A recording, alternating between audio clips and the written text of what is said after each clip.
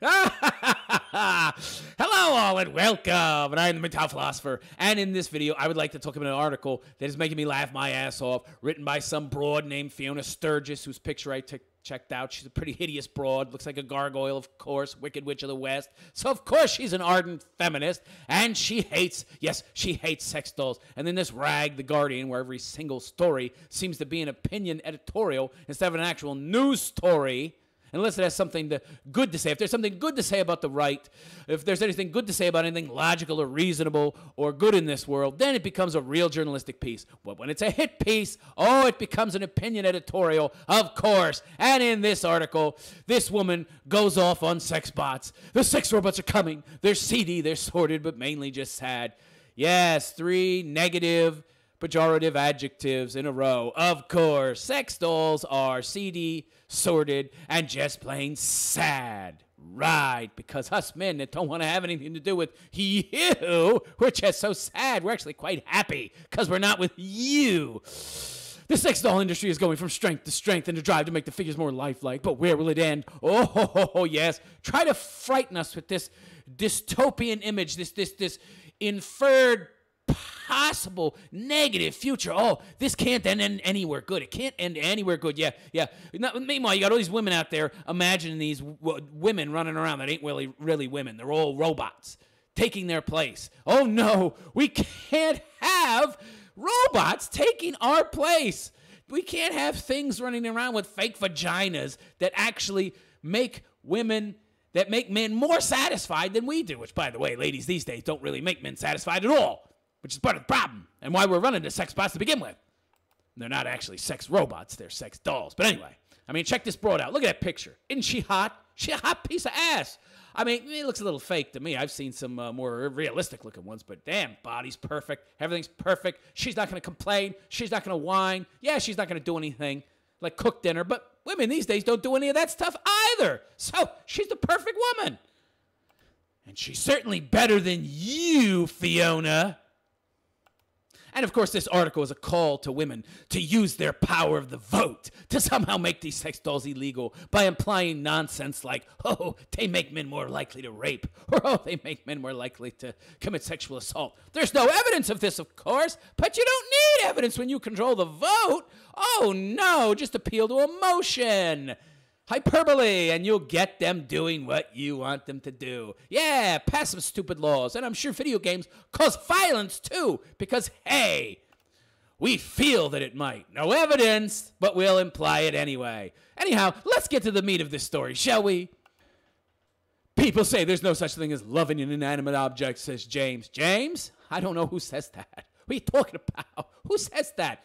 Men love lots of stuff. Cars. They're nice golf clubs, especially if they're nice ones with the graphite and all that. Ooh, baby. And what about car? I mean, women love shit, too. What are you talking about? People don't love inanimate objects. Women love shoes. They love handbags. They love jewelry. What is this nonsense? People don't love inanimate objects. People love inanimate objects all the time.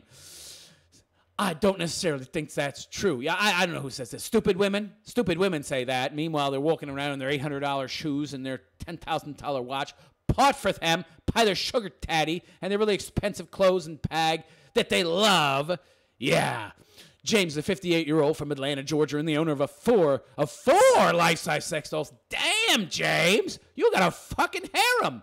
Every morning he carefully gets them dressed and puts on their makeup. Okay, I'm going to officially say James is a little strange. Not that there's anything wrong with that. He's not hurting anybody, but he dresses them. He puts makeup on them. A little too attached there, James. You're anthropomorphizing them a little too much, okay? I would look at them on the level of a dildo or something. I would stuff them in a box after I was done with them. Ay. One day he might take them for a picnic. Ay vey. On another, they'll stay in and watch television. Okay. Well, who am I to judge, right? Whatever makes him happy. The latter involves a painstaking process where he must bend the dolls into painstaking. Okay, now this is just the writer taking liberties to try and make what this guy does seem like it's some kind of huge effort, so he's some kind of demented dude to go into that. I think it's a little odd that he puts makeup on him and maybe not necessarily dresses them, because that's kind of hot, really. They're fucking got perfect bodies. I really guess I can't blame the guy for dressing them. The makeup part, I'm not so sure about. That's a little unusual, but he wants them to look their best, so they turn him on.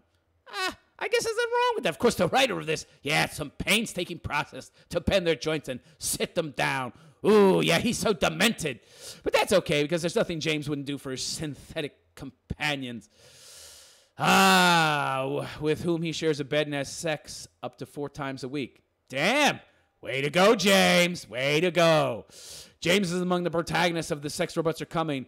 November 30th, 10 p.m., Channel 4, an investigation into the development of animatronic, AI-enabled silicone sex bots.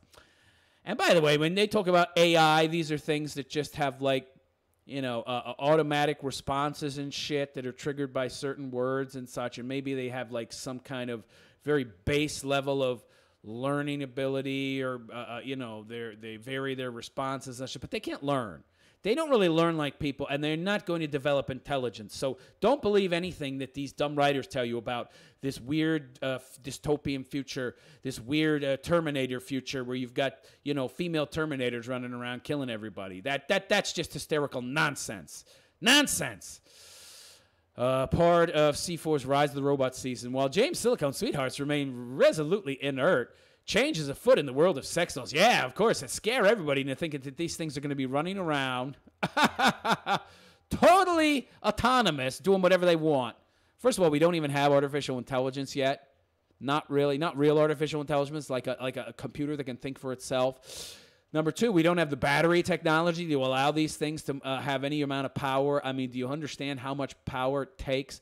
I mean, the only robots we have that can run around, they're attached to giant generators with huge cables. These things will not move around in any serious way for another 50, 60 years. Battery technology is going to have to make some leaps and freaking bounds for these things to be running around. So cool it, you feminist nut jobs.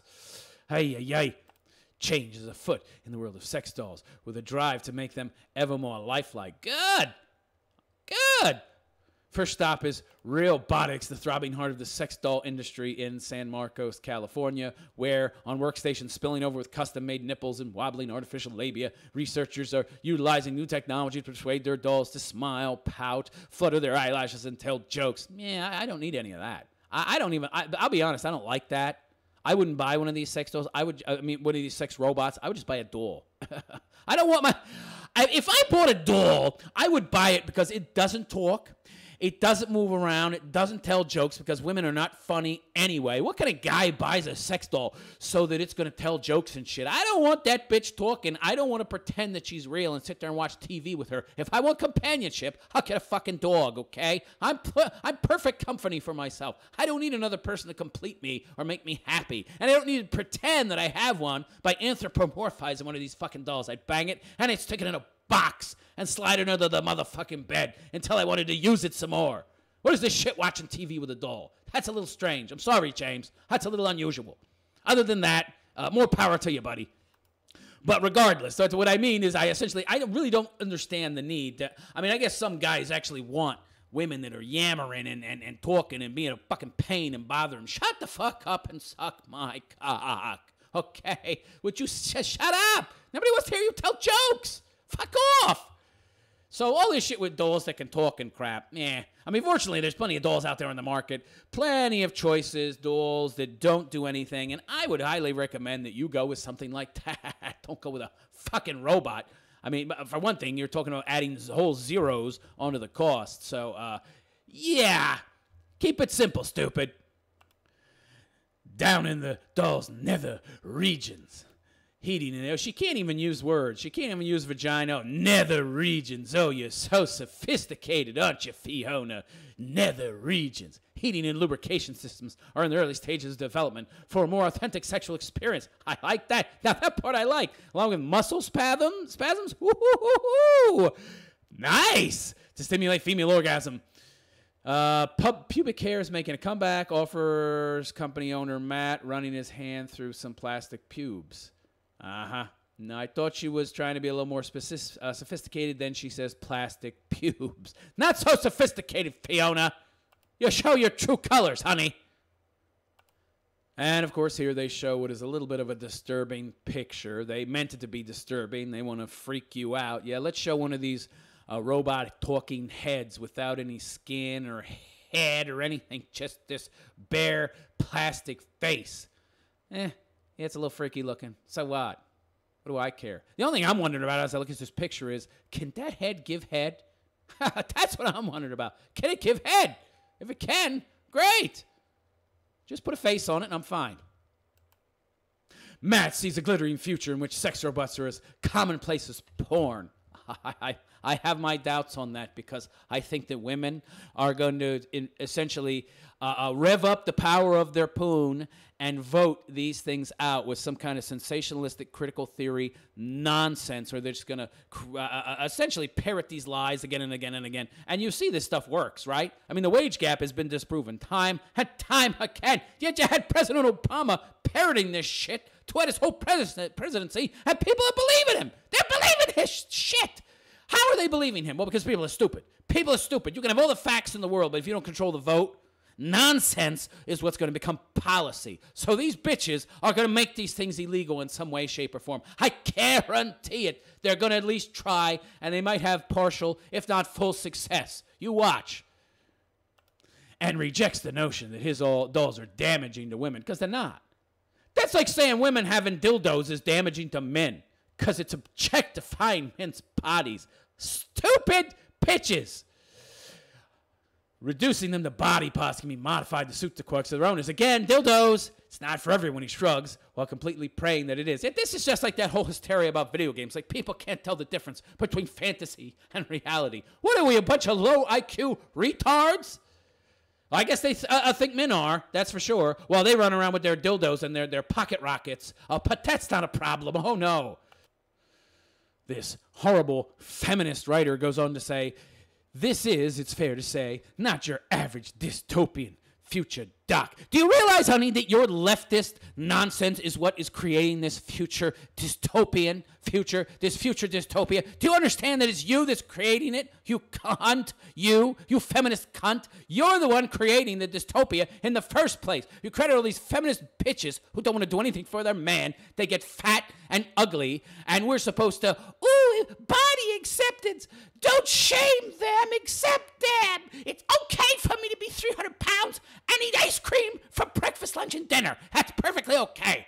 And we're supposed to feel attracted to you anyway, even though all forms of biology would be repulsed by you. Even fucking non-humans are repulsed by you. Animals see you and they're repulsed by you. What do you think a human's gonna be? Oh, we're supposed to just ignore our biology, though. And you wonder why these things like sex dolls are becoming so popular and men walking away are becoming so popular. You're creating the very dystopia, you tum-pitch, that you're arguing is a problem. It's less an AI-style vision of evil robot hordes and a fascinating, if dispiriting, glimpse of what can happen when dysfunctional men are left to their own devices.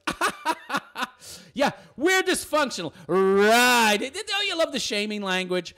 You don't want her, so you're dysfunctional. Yeah, we don't want your big, fat, wall-hit ass. We don't want your turkey neck, turkey waddle ass. We don't want your giant, fat, literal ass. We don't want you because you're a cunt, because you won't cook, you won't clean, you fucking argue with us all the time, you're a fucking nag, you won't have sex with us, and even if you do want to, you're hideous.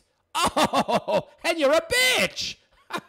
Oh, but somehow we're dysfunctional for not wanting to be with you and wanting to be with some representation of you that doesn't talk, that doesn't nag, that isn't a pain in the ass and is hot and will always be fucking hot and can look and feel just like you if you were like 19 again and had a perfect body. Yeah, geez, we're just so dysfunctional. Yeah, don't leave us creepy men to our own devices to please ourselves so we don't need you. Yeah, you have to interject your opinion to shame us so we don't choose what is the better option for us, which is not you. Still, there are scenes here that are the stuff of nightmares from the headless plastic bodies. You'd like us to think they're nightmares, wouldn't you, honey? Each large, headless plastic bodies, each large of breast and tiny of waist. Okay, that's good. That's good. We want that. What's the problem? Oh, that's objectification of women, and it's promoting an unrealistic body type to young girls. Oh, that's so, but the young girls aren't buying it. And they're not the ones that are interested. And if young girls want to be big, fat blobs that have no waist and have thighs and cankles, well, you know, that's their choice. And it's our choice to buy these sex dolls if we want them, that dangle helplessly from the robotics walls, to chief engineer Susan reaching roughly inside a doll to remove an 8-inch vaginal insert, prompting women everywhere to cross their legs in agony. Yeah. You really have to signal to all the women out there to fight this. Fight this. It's so evil. It's going to lead to a dystopian future. Yeah, you don't understand. It's your very actions. It's your feminism. Okay? It's your rejection of everything feminine. It's funny how they call themselves feminists, but there's nothing feminine about these women that has created this outcome in the first place, you idiots.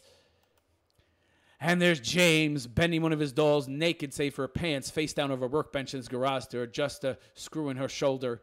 You understand? Yes. Oh, I understand perfectly, honey. You are trying to shame these men. You are trying to represent them as freaks, as nuts, as deviants, while at the same time signal to women to fight this through the power of their vote. Oh, I see perfectly. I see very well. I understand very well, honey. You're using your job as a fake journalist to push your feminist propaganda bullshit. Oh, here we go. James, it turns out, also has a wife, Time, who is living, breathing human being. Yeah, a 58-year-old, fat, ugly cunt breathing human being. Jeez, I could choose between a woman with a perfect body, the body of an 18-year-old that's perfect, and my old, withered cunt wife who doesn't have sex with me anymore, doesn't have the energy, doesn't want to have sex with me. It's been 2 years since she went down on me. Oh, yeah. Geez, she's really attractive. And is the very definition of long-suffering. Oh, yeah, poor Tyne, who doesn't want to have sex anymore anyway. And by the way, I bet Tyne has a drawer full of dildos, and I bet she had a vibrator and everything, and he wasn't supposed to feel, jealous of those. So why should she be jealous? He's taken some of the burden off of her. She should be happy, and I bet you money she is. 2 years ago, she left the marital home for 9 months to care for her mother. Oh, really? This long-suffering woman, who, by the way, her husband is clearly more long-suffering because she left for 9 months and didn't give a fuck about him.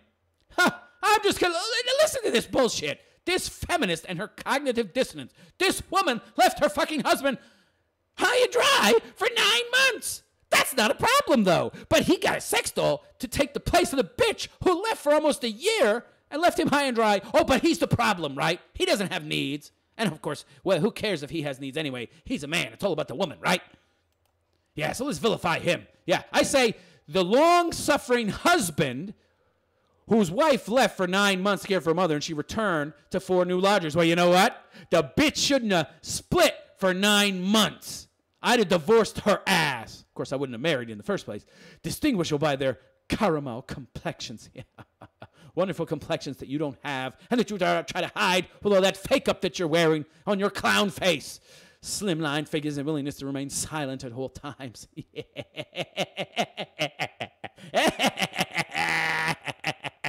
That's right. They don't talk, bitch. Unfortunately, you do. James looks pained when asked what he would do if he had to choose between his wife and his favorite doll, April. You mean the wife that loves him so much she split for 9 motherfucking months and didn't see him for 9 months? I think I would choose the fucking doll. I honestly don't know, he says. If when the cameras ceased rolling, Tyne ripped off one of April's beautiful limbs and beat her husband to a pulp with it, the makers of sex robots are coming, have wisely kept stum. What the fuck does that mean, stum? So there's a perfect reference right there to how violent women are. Very whimsically, the writer of this article infers that it would be perfectly okay to beat the husband to death. I'm telling you guys, women are more violent than men. The only reason that all men are not dead or subjugated to women is because they don't have the physical strength. But believe me, they're more violent. This is a perfect example. Yeah, the writer says it's perfectly okay to beat the guy to death because his wife ran off for 9 months and didn't give a shit about him. Yeah, he's such scum, isn't he? And by the way, you're going to love this. Since you're here, we have a small favor to ask you. Yeah, you're barking up the wrong tree if you're asking for a favor from me, you cunt. We have a small favor to ask. More people are reading The Guardian than ever. No, they're not. No, they're not. No, less people are reading it. If there were more people reading it, you wouldn't need to be posting this online rag. Did they even make a real newspaper anymore made out of paper? I don't even think The Guardian has a print newspaper anymore, do they? So how are you more people reading you than ever? Yeah, right. More people are reading The Guardian than ever before, but we have to beg for money. But advertising revenues across the media are falling fast. Oh, really? That's nonsense. Wait. So this, of course, written by a feminist who doesn't know how to write. First, more people are reading you than ever, but ad revenues are falling. Well, if more people were reading you than ever, then ad revenues would go up because you'd have more viewers, you'd have more people reading than you did before. So this is obviously a lie. How stupid are we to believe this? And it contradicts itself in the same sentence. More people are reading, but ad revenues are down. And like many news organizations, we haven't put up a paywall, and we want to keep our journalism as open as we can. What do you mean open as you can? You mean that your journalism isn't journalism. You're just pretend journalists who write opinion editorials for almost everything until you run into a rightist, conservative, traditional story, and then you morph into a real journalist by not putting any opinions in, and you just report what's there. But when it's something that you hate, like this, your feminism comes out, and your activism comes out, and you become an opinion editorial rag. The Guardian's independent investigative journalism.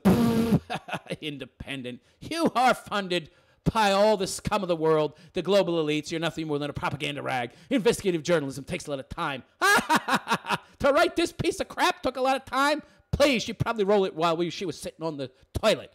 Because that's what this is. This belongs in the toilet. Money and a lot of hard work to produce. This garbage, this claptrap that you call journalism takes a lot of... please, I put more effort and time into making this video than you did this stupid story. But we do it because we believe our perspective matters. The feminist perspective? Yeah, right. Because it will be your perspective too. Don't count on it, sweetheart. I appreciate there not being a paywall. It's more democratic for the media to be available for all. But you only report on stuff that reinforces your own agenda. The stuff that doesn't, you're either negative about it, or you have no opinion at all and you just wrote a concrete and you actually become like a fucking real journalist.